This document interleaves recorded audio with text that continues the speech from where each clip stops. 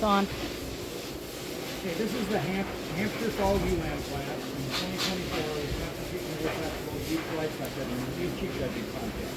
In a judging contest situation, a lot of times your officials are going to give you a scenario, and in this case, we also have NSIP EBVs, or estimated breeding values, on these Hamp ewes. The scenario in this situation, I'm going to read it. These ewes are part of a registered Hampshire flock that has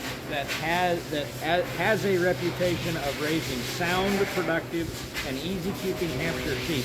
These ewes will be mated to an elite NSIP Hampshire ram that excels in growth. Keeping muscle to a positive side of the program is also important. So basically what that tells us is we want good, sound, complete and correct females that we're going to mate accordingly to try to get their growth and carcass potential either above or at breed average or a little bit better. So if you look at the data sheet, the data that's important, go ahead and look at the data sheet. The data that's important in this situation is we want to maintain positive eye muscle depth. So that negative 1.1 is kind of a problem. We want to maintain some fat depth, and the negative fat depth is better in this situation because that means that these sheep are going to produce leaner, heavier muscled animals. And then we want positive growth as much as possible. The other thing that we have on here is what's called a Carcass Plus Index, that in the terminal sire breeds tells us a relative idea of what their carcass plus or their carcass development, their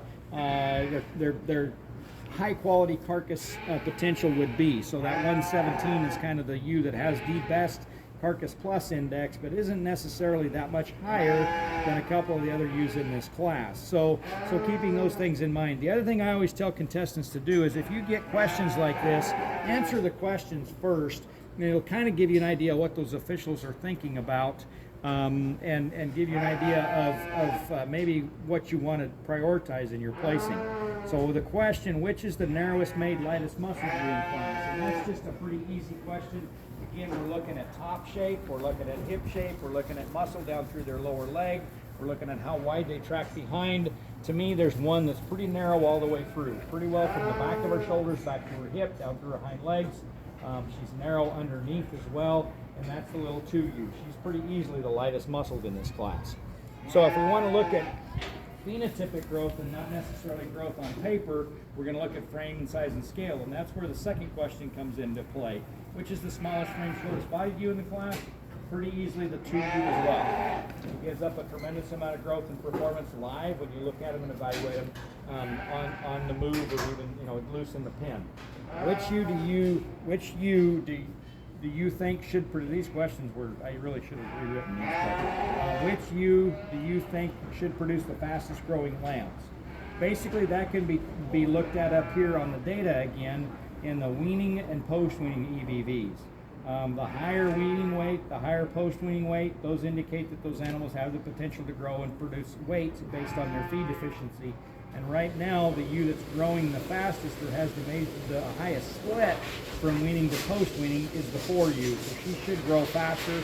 And if you look at her based on her age, she's got a bigger frame as well. That indicates that she grew fast. She's going to produce fast-growing lambs. Which ewe should produce lambs with the largest loin eyes? Again, that's going to be based on your data up here, based on their NSIP EBVs. The eye muscle depth EBV that's the highest in this class is ewe number 4. If she's going to produce, hopefully, theoretically, the largest loin eyes. True or false, the dwarfism gene is a concern in this class. If you look up here at their codon, or their DNA, that should say DNA, not necessarily just codon 171. It's indicated as RR and FF.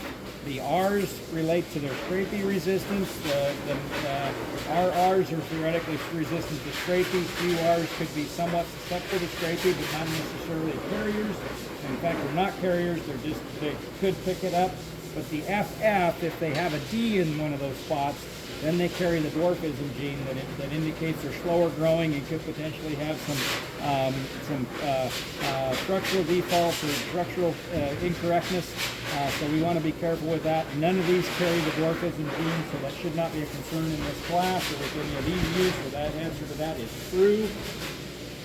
which you has the most Hampshire breed character. To me, this is somewhat of a subjective question, but you're going to look at Hampshire characteristics through their head and then down on their legs. You want a little bit of, you want a good permanent or good solid wool cap in front or up to or in front of their eyes.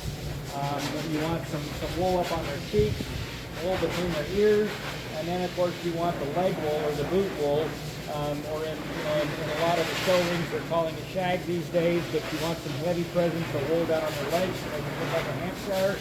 I really like the heads on both 1 and 4. If anything, 4's probably got too much wool in her face and under her eyes. But when you combine that with the leg wool, I think the 1U has by far the best Hampshire breed character in this class. True or false? The lightest conditioned ewe in class also has the lowest or most negative fat depth EBV. That is false. To me, the lightest conditioned ewe in this class is the 4U.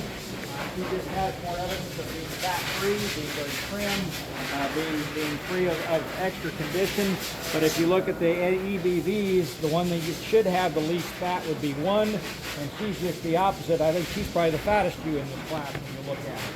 So 4 is the thinnest, and she is not the thinnest in terms of her EBV, the trimmest. So that question is false.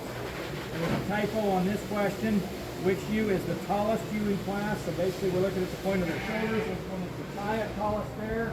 Or at the top of her hips? And that's pretty easily the 4 ewe in this class. She is the tallest ewe in class. Which ewe has the best combination of visual growth? So when we look at them here, and structural soundness, balance, and eye appeal as well. To me, the ewe that kind of puts all that together, changed a couple of things about her, but I like her in terms of structural soundness, growth, muscle, and that's the big 3U. I would change the way her neck ties out of her shoulder just a little bit to make her a notch more attractive, but when she does get her head up, I really like the way the 3U's put together. On the other side, which ewe, if you were in the club lamb business and wanted to raise show lambs, which ewe's got that look and would be the most apt to produce a good quality show lamb, I think that's pretty easily the 1U. She's got that kind of look and that demeanor to her, could produce the most competitive show lambs in this class. So when you put it all together and you talk about the scenario, I think the easiest thing to do in this class is to bottom the 2U. Because as I said, she just gives up too much growth, too much muscle, too much performance. She's probably a little flatter ribbed, a little tighter made, just isn't quite as correct. So I think she's pretty easy to put on the bottom. To me, then it gets a little bit more challenging. But I think that to me, the best place to start is the 3U. Granted, she's got some issues with the way her neck ties out of the top of her shoulders, but if you overlook that, there's really not a lot of faults in that ewe. She's decent enough on her performance data all the way across for this scenario. She's got some length and some raw growth to her when you look at her phenotypically, or look at her live, and not really necessarily go into her data on paper. She's got some natural growth and performance. I love her rib shape, I love her top line, I love her hip shape, I love her soundness on her feet and legs. I just think she kind of sorts her way to the top. I think a lot of people probably in the contest really fell in love with the 1U from a standpoint of her look and her design. I think she is very complete, very correct, very cool to look at. I would just like to see her bigger. I think for my scenario and for producing range rams or fast growing sheep, she needs to have more frame size to her today. But she's a ewe that's going to be fun to play with. And then of course the 4U, you like her size and scale, you like her length of body. She needs more rib shape, she needs more depth of body, she needs to be a little bit more maternal in her look. And I just think that she's a little bit going to be a little bit harder doing as she gets older, so she kind of by default fell into the 3rd hole. So again, the official on this class is 3-1, 4 and 2. I cut the top 3 points, the middle 2 points, and the bottom 5 points. So you really didn't get hurt too bad if you scrambled those top 3.